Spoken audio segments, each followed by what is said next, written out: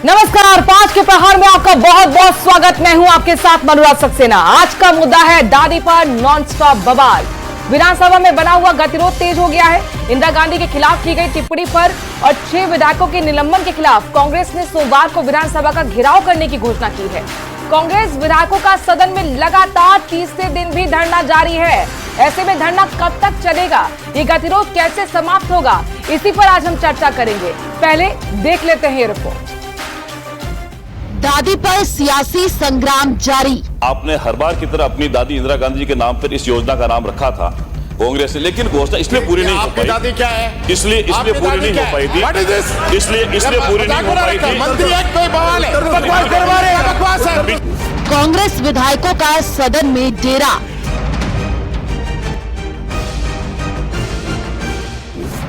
बड़े प्रदर्शन की तैयारी, भीड़ जुटाने पर जोर। अभी हम लोग एकजुट हैं, लड़ाई लड़ेंगे। बाहर बता रहे हैं विधानसभा घेराव भी दोनों जगह कल घेराव करेंगे, सोमवार कल घेराव है। सदन से सड़क तक घेराबंदी का प्लान। इंदिरा जी को सम्मान देना ही नहीं चाहते। माननीय विधायक जी ने, माननीय मंत्री जी ने ये कर दिया तो दादी जी थी आपकी, इतना ही तो कहा है।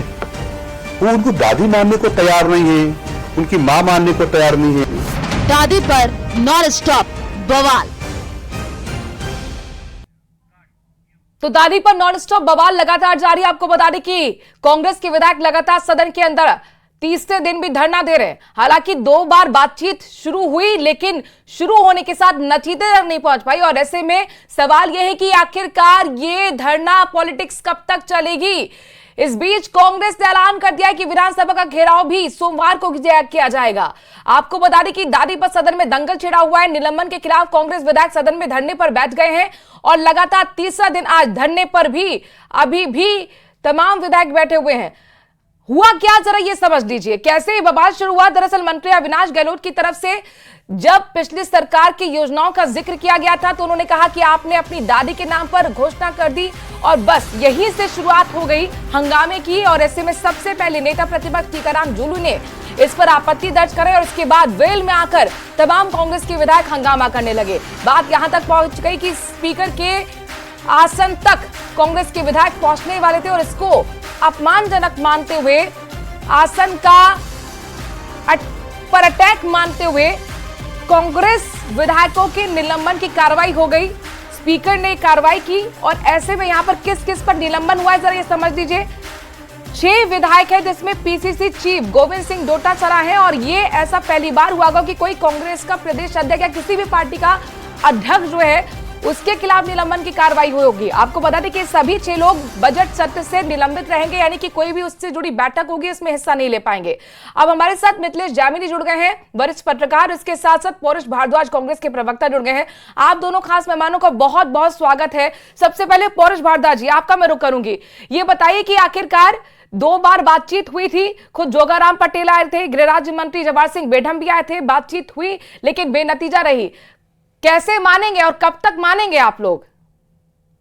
मनु जी देखिए, मैं इस बात को कहना चाहूंगा कि इस सरकार की सदन को चलाने की मंशा शुरू से ही नहीं थी। मैं अपनी बात के प्रमाण में आपका एक घटना याद दिलाना चाहूंगा कि 29 जनवरी 2025 को जब विधानसभा सत्र शुरू होने से पहले विधानसभा के माननीय स्पीकर ने सर्वदलीय बैठक बुलाई थी कि जिसमें एजेंडे तय किए गए थे, जिसमें विपक्ष ने भी भाग लिया था और सत्ताधारी पार्टी तो उसमें मौजूद थी। और जब सबने सर्वसम्मति से इस बात को तय किया कि सदन में जो है वो बिल्कुल सकारात्मक रूप से चर्चा की जाएगी, विपक्ष भी सकारात्मक रूप से सदन की कार्रवाई में भाग लेगा, सरकार से जो जनहित के प्रश्न होंगे वो पूछेगा और सरकार जो है उसका तरीके से जवाब देगी।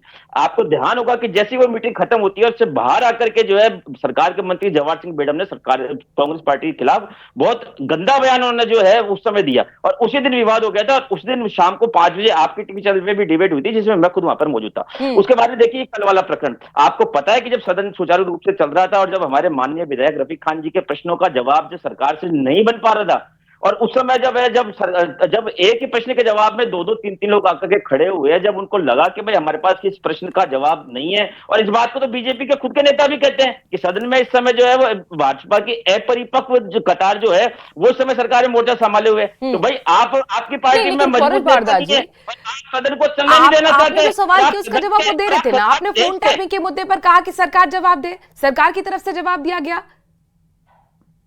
नहीं मनोज जी, देखिए जवाब तो दिया गया, पर जवाब कितना तथ्यात्मक था आपको ध्यान होगा। किरोड़ीलाल मीणा जी का आज दोबारा स्टेटमेंट आया, किरोड़ीलाल मीणा जी ने आज दोबारा इस बात को कही है कि बोले मेरे फोन अभी भी टेप किए जा रहे हैं, और सीआईडी वालों अब तो मेरा पीछा छोड़ो। आज ही किरोड़ीलाल मीणा जी का स्टेटमेंट, तो इस बात से साबित होता है कि सरकार जो है वो तथ्यों को नहीं छुपाती, बल्कि सदन बड़ा दिलचस्प है यहाँ पर सत्ता पक्ष विपक्ष में कहता है कि सदन में गतिरोध बनाने की मंशा विपक्ष की है, तो विपक्ष कहता है कि सरकार की मंशा नहीं है कि सदन चले।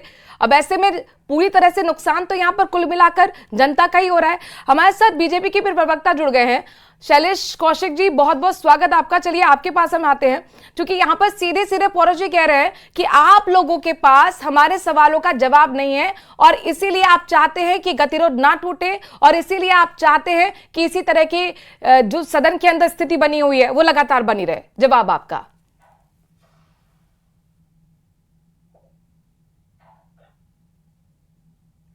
शैलेश जी, ऑडियो मिल रहा है आपको? ठीक है, आवाज नहीं आ रही है आपकी, हम सही कराने की कोशिश करेंगे, आपके पास मैं आऊंगी। मिथिलेश जैमिनी जी हमारे साथ जुड़ गए। मिथिलेश जैमिनी जी, ये जो आपको लग रही है स्थिति 3 दिन हो चुके हैं, आखिरकार क्या ये इतनी बड़ी बात थी कि 3 दिन तक ये धरना चल रहा है?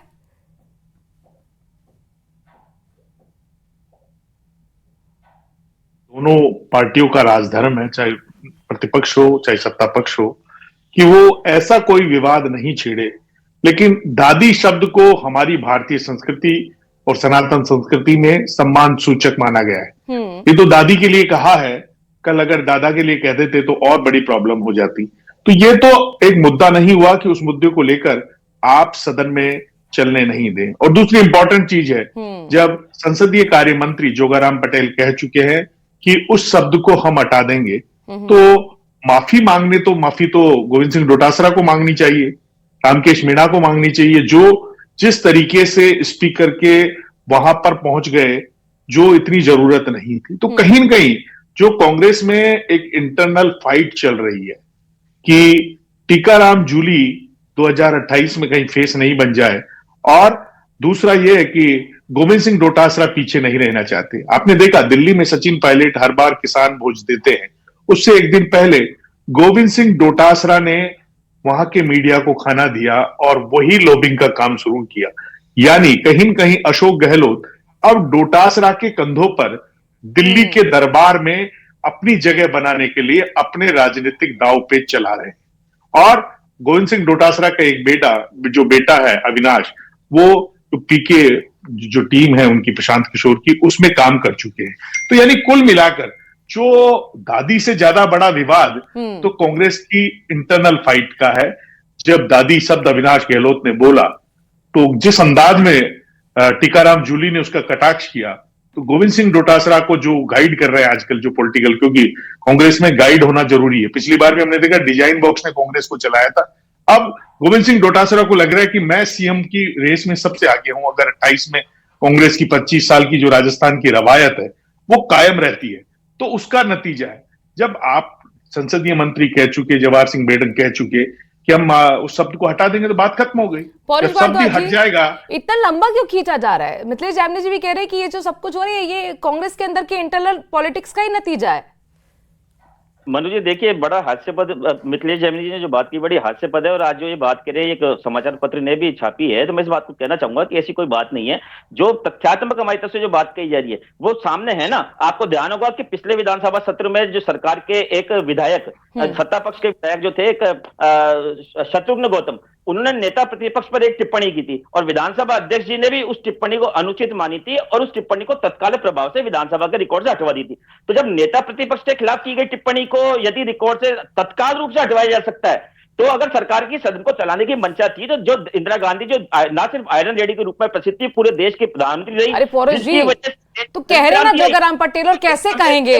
2 बार की बातचीत हुई ना, आपके पास वो खुद सदन में चलकर आए ना, विधायकों के बीच में आए, वो तस्वीरें भी हमने दर्शकों को दिखाई थी। वो कह रहे थे ना कि हम हटा देंगे, आपको अगर इस शब्द पर आपत्ति है तो हम इस शब्द को हटा देंगे। फिर आप किस चीज को लेकर ईगो पे बैठे हुए हैं? पौरुष भारती जी, मेरे सवाल सुन लीजिए। अरे आपत्ति आपको दादी शब्द पर थी ना, तो वो कह रहे शब्द हटा देंगे। अब क्या होना चाहिए बताइए? इसके आगे क्या होना चाहिए? वो शब्द हट रहा है, आप यही चाहते थे, फिर आप इतना लंबा क्यों खींच रहे हैं इस मामले को?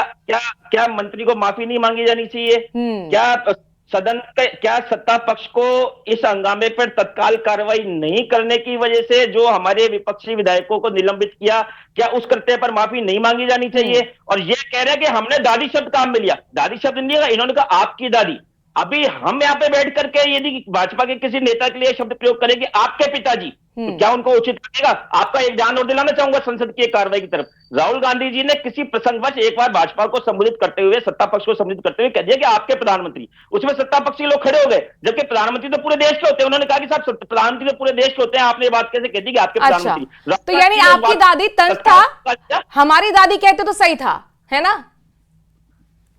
नहीं, वो इस बात को भी कह सकते थे कि जो हमारी देश की मां तुल्य है, हमारी देश की दादी तुल्य है। उन्होंने बोलने का तरीका। चलिए जी, आप भी सुनिए होगा पौरज जी को, जवाब दीजिए। ये बताइए कि आप ये गतिरोध कैसे खत्म करेंगे? आपका भाव ही प्रदर्शित करता है कि आपकी भावना क्या रही। शब्द जो ठीक है, शैलेश जी के पास में जा रही हूँ। शैलेश जी, विधानसभा का घेराव किया जाएगा सोमवार को, गतिरोध होगा कैसे खत्म?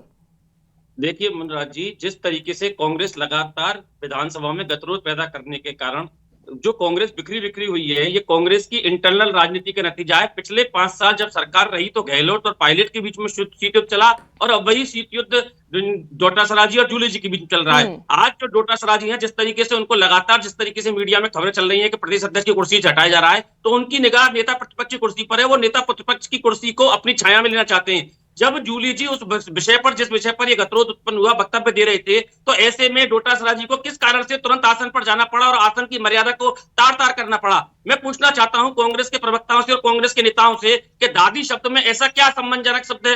अगर ऐसी बात है तो फिर आप पूर्व प्रधानमंत्री नेहरू जी को चाचा कहने पर भी आपत्ति व्यक्त कर सकते हैं, क्योंकि कांग्रेस की मानसिकता की संसद में कि आपके प्रधानमंत्री फिर भाजपा के सदस्यों को, संसद सदस्यों को क्या आपत्ति? इस बात को जवाब दीजिए। की सरकार ने ऐतिहासिक बजट दिया है। कांग्रेस इस तरीके से आज अपने आप को कहीं नहीं रख पा रही है। राष्ट्रीय जनता को लगातार समाचार चैनल, समाचार पत्र पिछले बजट की पोल खोल रहे हैं। आपके पास जवाब नहीं था। अगर आपके पास जवाब होता तो विधानसभा अध्यक्ष तत्काल मंत्री से माफी मांगने को कहते। आप देश के अमर लेडी, जिसने देश का सम्मान यूएन में अमेरिका तक बढ़ाया, आपके प्रधानमंत्री की तरह जोड़कर नहीं खरीदी के साथ समझौता किया जा रहा। इंदिरा गांधी जिसने अमेरिका के राष्ट्रपति निक्सन को जाकर उसके घर में उसकी औकात दिखाई दी। इंदिरा गांधी वो इंदिरा गांधी है जिसने पाकिस्तान के 2 टुकड़े करके भारत का मान बनाया था। इंदिरा गांधी वो इंदिरा गांधी है क्या आपके अमेरिका से भेजे हुए सड़े अनाज पर निर्भर थे? हमने भारत को कृषि के क्षेत्र में आत्मनिर्भर बनाया।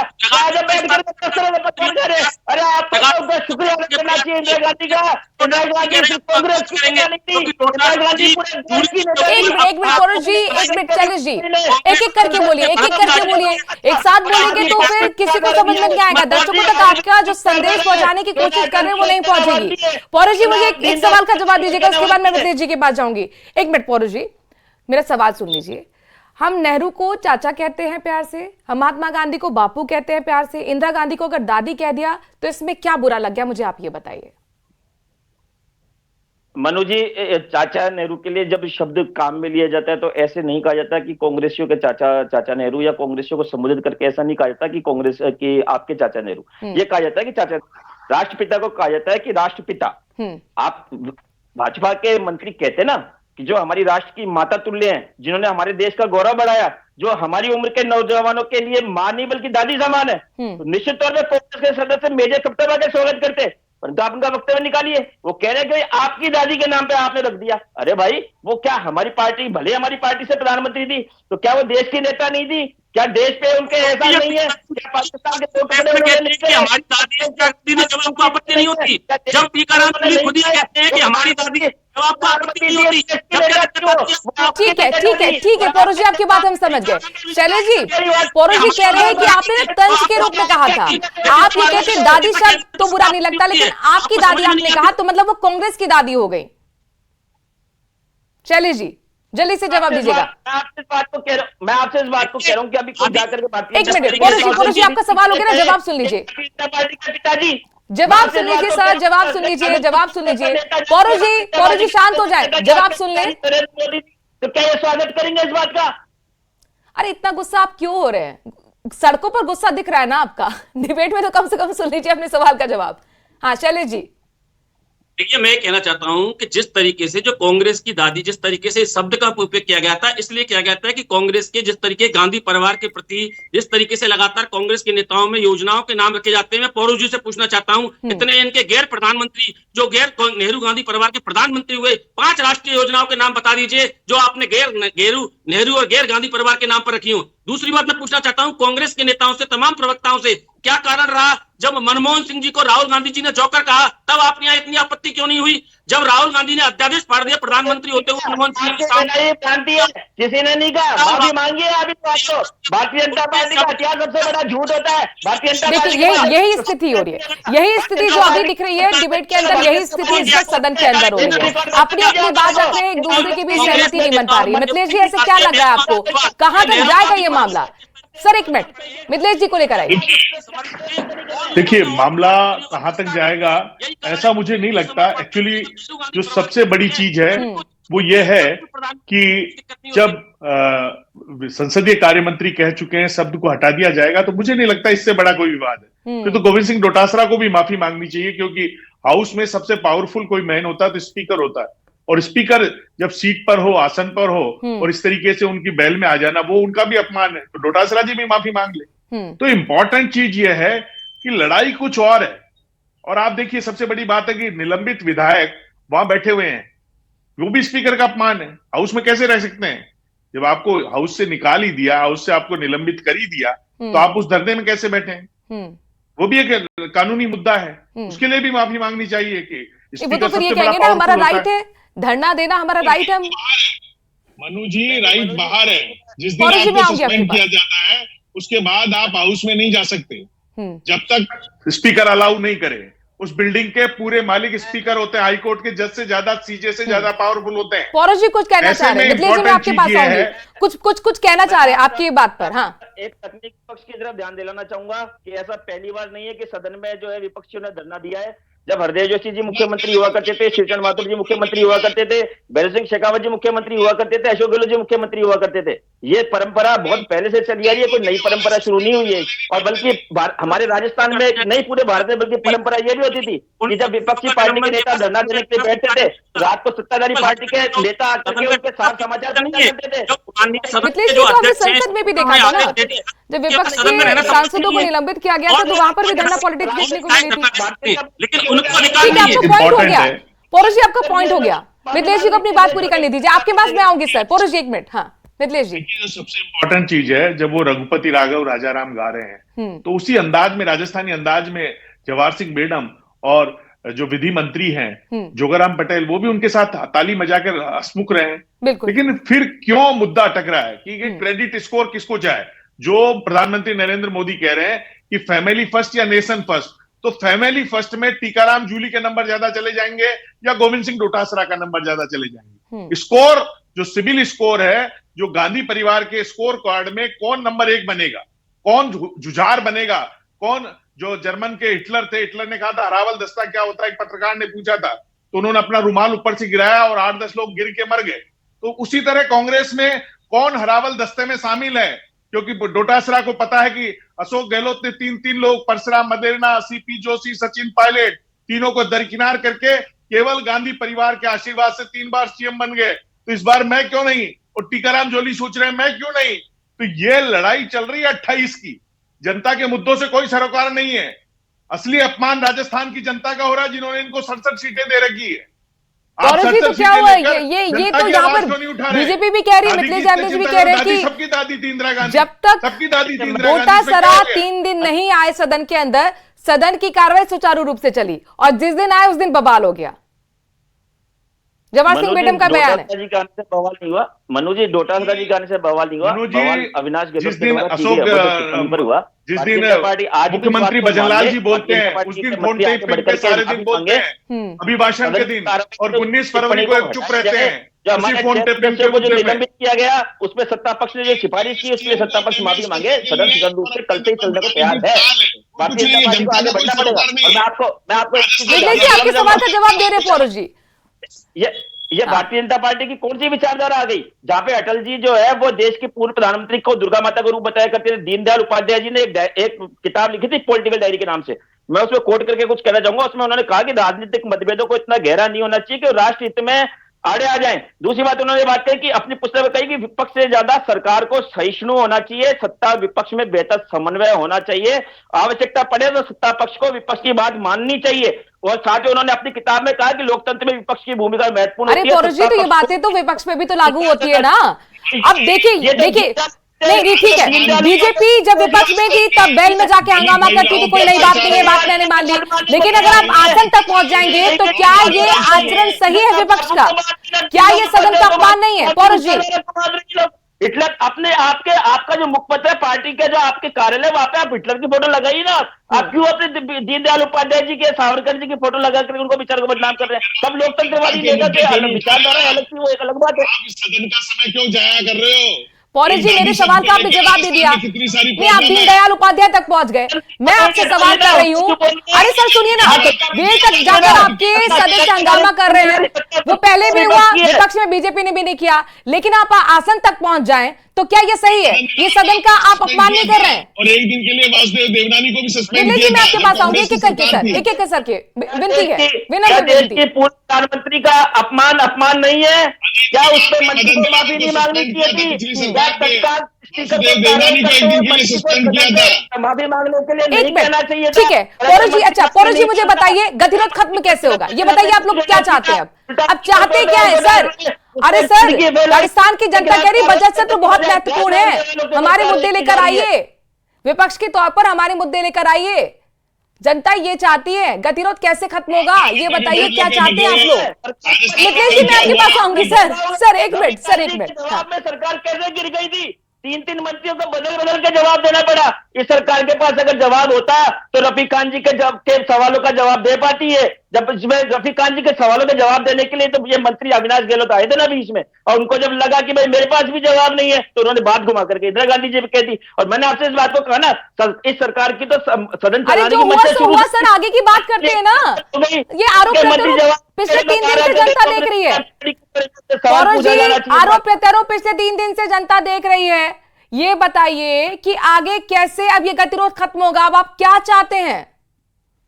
मैं आपसे कह रहा हूं, आप सदन के रिकॉर्ड से उस टिप्पणी को हटवाइए, मंत्री से माफी मंगवाइए। कांग्रेस पार्टी जो है इस बात से संतुष्ट है और कल से सदन को सुचारू रूप से चलाने के लिए तैयार है। अगर मंत्री माफी नहीं मांगेंगे या ये अपमान, ठीक है शैलेश जी सुन लिया आपने। पौरुष जी कह रहे कि नेता का अपमान, पौरुष जी कह रहे कि भाई माफी भी मांगनी चाहिए।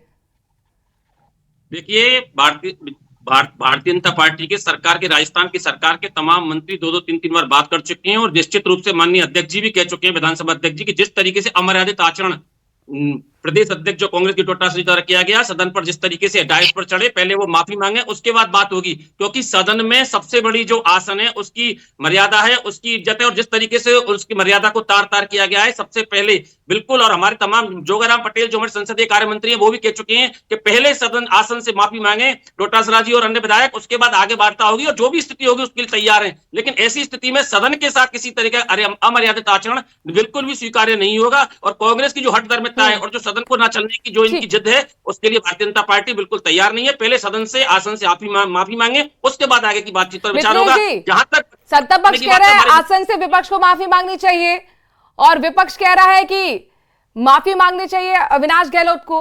अब ये माफी के चक्कर में जनता को तो नुकसान हो रहा है। ऐसे में क्या लग रहा है कब तक गतिरोध खत्म हो पाएगा? देखिए, राजस्थान की 8 करोड़ की जनता पहले आपके चक्कर में फंसी पड़ी है। हाँ। आपको बेवजह अपनी इज्जत को, कहीं किसी को दिल्ली दरबार में नंबर बढ़ाने हैं, किसी को सवालों से बचना है, लेकिन इंपॉर्टेंट चीज ये है कि गोविंद सिंह डोटासरा ने आसन का अपमान किया। और आप करे तो रासलीला और करे तो करेक्टर ढीला। आपने भी मदन दिलावर को सस्पेंड किया था, आपने वासुदेव देवनानी को एक दिन के लिए सस्पेंड किया था। और आपने इतना बखेड़ा खड़ा ही क्यों किया? ये शब्द तो हटते रहते हैं, हट जाते हैं तो सदन की कार्रवाई में जो शब्द विलोपित हो जाते हैं वो शब्द ही गायब हो जाते हैं। उसके लिए तो तैयार है ना मंत्री। फिर इतना ड्रामा इसलिए कि दिल्ली दरबार को ये लगना चाहिए कि परिवार फर्स्ट है कांग्रेसियों के लिए। हम जुझार हैं गांधी परिवार के लिए, हम गर्दन तो कटाएंगे। कुल मिलाकर ये ईगो की लड़ाई बनती हुई नजर आ रही है, लड़ाई कुल मिलाकर और कोई जनता का लड़ाई ही नहीं। नुकसान हो रहा है। बहरहाल अब ये देखना होगा कि गतिरोध कब तक खत्म होगा, और ये बेहद जरूरी है कि गतिरोध खत्म भी हो, क्योंकि ये सदन जो है वो जनता के लिए है, जनता के मुद्दे उठाने के लिए है। बहुत बहुत शुक्रिया मिथिलेश जी आपका जुड़ने के लिए, बहुत बहुत शुक्रिया पौरुष जी आपका, और शैलेश आपका भी बहुत बहुत शुक्रिया इस चर्चा में शामिल होने के लिए। बहरहाल एक छोटे से ब्रेक के लिए रुक रहे हैं, खबरों का सिलसिला जारी है न्यूज़ 18 राजस्थान पर।